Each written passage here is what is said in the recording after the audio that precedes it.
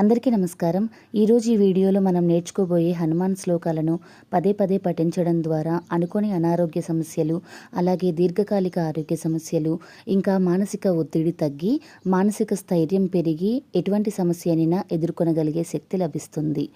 ఈ శ్లోకాలు రామాయణం సుందరకాండ, ఇంకా వానరగీత, హనుమాన్ చాలీసా నుండి సేకరించబడ్డాయి.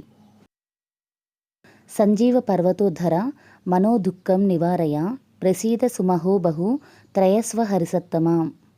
ఆపన్నఖిల లోకార్తి హరిణే శ్రీ హనుమతే అకస్మాత్ ఆగతోత్పార నాశనాయ నమోస్తుతే. ఆదివ్యాధి మహామరే గ్రహపీడాది హరిణే ప్రాణపహంత్రే ధృత్యానాం రామ ప్రాణాత్మనే నమః.